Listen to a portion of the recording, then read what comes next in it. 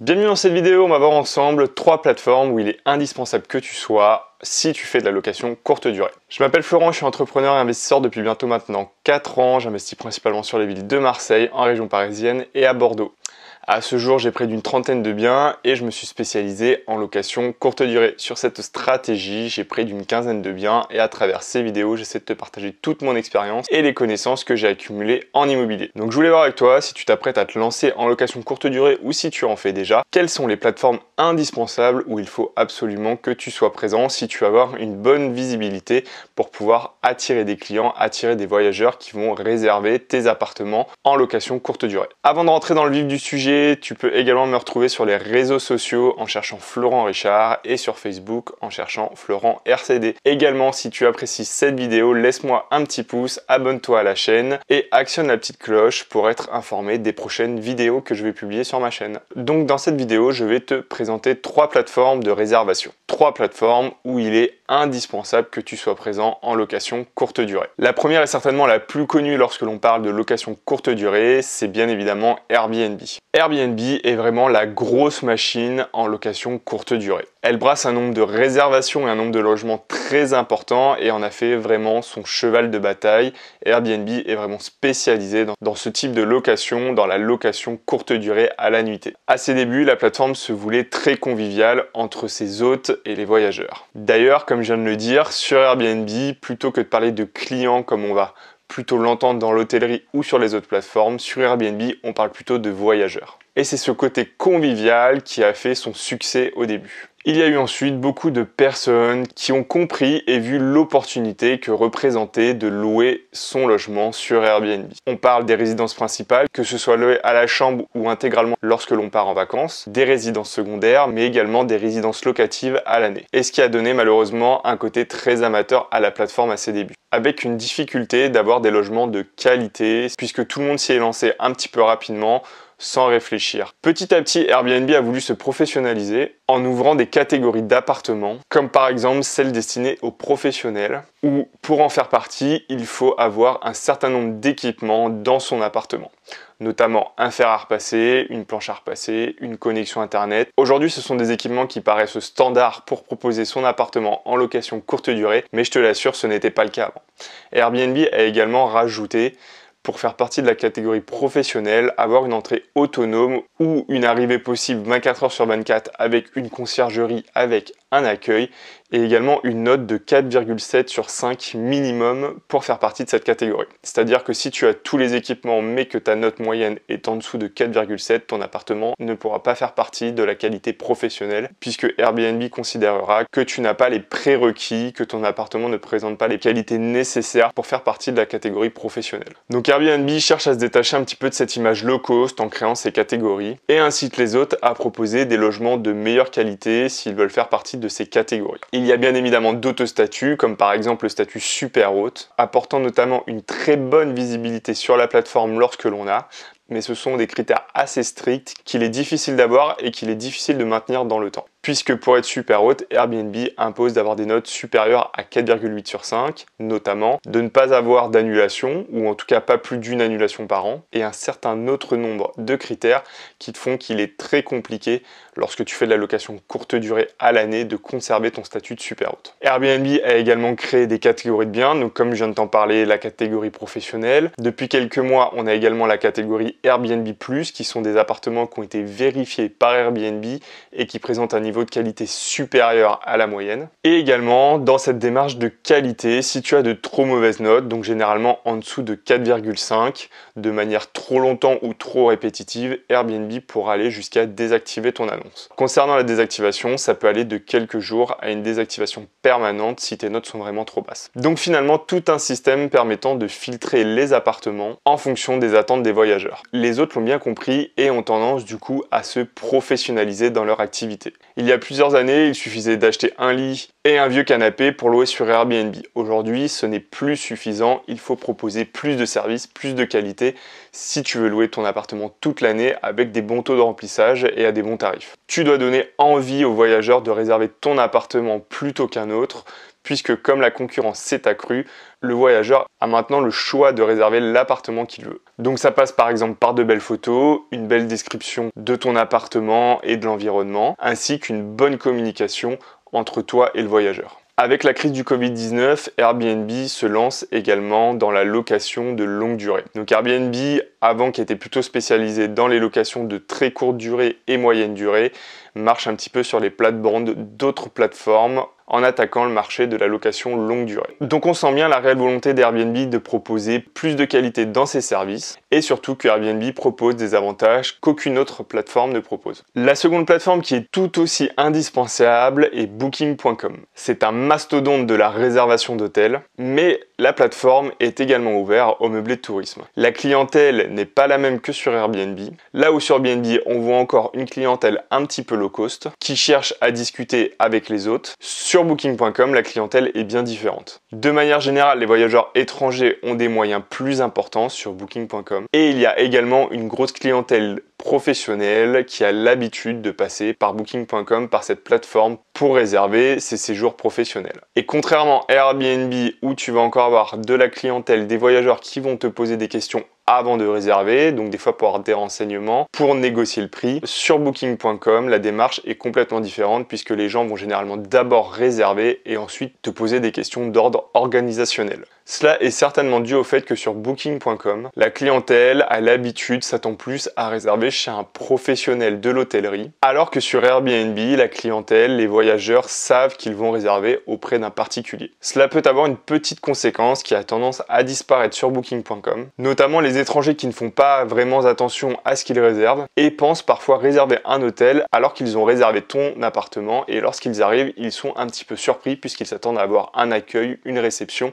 et qu'ils arrivent devant une résidence ou devant ta maison pour leur séjour. Booking.com, s'adressant avant tout à des professionnels du tourisme, se positionne comme un intermédiaire entre les clients et les professionnels. Il faut bien que tu comprennes qu'à part mettre en relation les clients et les professionnels de l'hôtellerie, du tourisme, les services de Booking.com s'arrêtent là. Ils ne s'occupent de rien, mis à part venir récupérer leur commission tous les mois. Cela veut dire qu'en fonction du mode que tu choisis, bien souvent tu dois gérer les paiements, les cautions, et c'est souvent source de stress puisque tu vas être amené, si tu gères toi-même les paiements, à manipuler des coordonnées bancaires sensibles et à devoir mettre en place une gestion pour gérer les cautions, soit via directement les cartes bancaires ou bien avec quelqu'un qui va devoir se déplacer pour récupérer des chèques de caution ou des espèces que tu devras remettre à la fin de chaque séjour. Heureusement, il existe des méthodes, des solutions pour automatiser un petit peu tout ce système et pour ne plus avoir à manipuler soi-même des coordonnées bancaires, ou du moins pas directement, ça transitera via des logiciels. Pour ça, tu auras besoin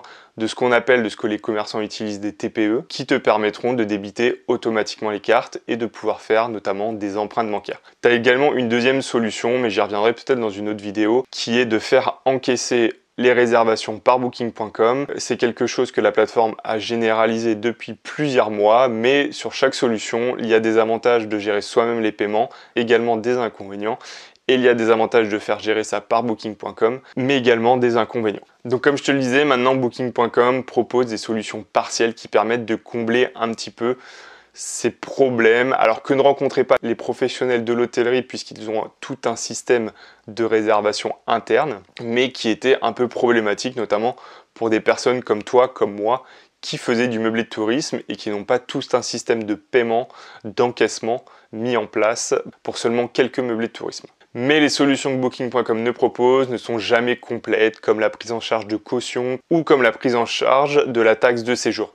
Enfin, cela dépend des cas. Mais de par sa force marketing, sa visibilité qu'elle va donner à tes meublés de tourisme, cela en fait une plateforme incontournable. C'est à toi de te professionnaliser et de mettre en place ce qu'il faut pour combler ces manquements de la plateforme. J'ai entendu automatisation.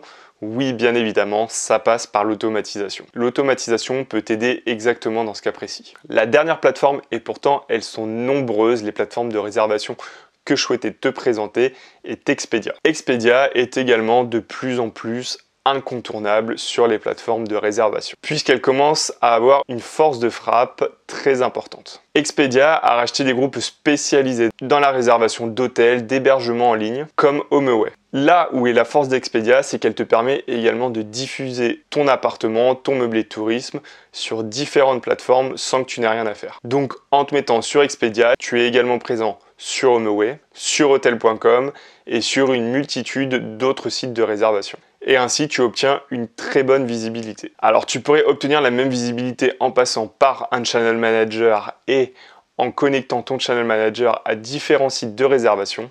Mais le gros avantage, c'est qu'ici, tu n'as qu'un seul et unique interlocuteur Expedia. Donc ça fonctionne finalement comme un entonnoir. Parce que même si tu automatises tes connexions avec les différentes plateformes, cela veut dire que tu seras sur X plateformes, tu auras en cas de besoin X interlocuteurs, X identifiants de connexion aux plateformes, X interfaces différentes à appréhender et à savoir utiliser. Alors que là, avec Expedia, tu as un seul interlocuteur, un seul identifiant, une seule plateforme, une seule interface à connaître et à utiliser. Donc voilà pour Expedia, c'est vraiment une plateforme qui te permet également d'avoir une très bonne visibilité sur Internet. Ces deux dernières plateformes, Booking.com et Expedia, sont plutôt orientées sur une clientèle professionnelle et également une clientèle premium. Donc elles te permettent en général de pratiquer des prix à la nuit un petit peu supérieurs à ce que tu pourrais pratiquer sur Airbnb et donc d'augmenter ta rentabilité et ton cash flow. À l'inverse d'Airbnb qui cherche, comme je te l'ai dit, à se professionnaliser en ouvrant son système aux professionnels, Booking.com et Expedia vont à l'inverse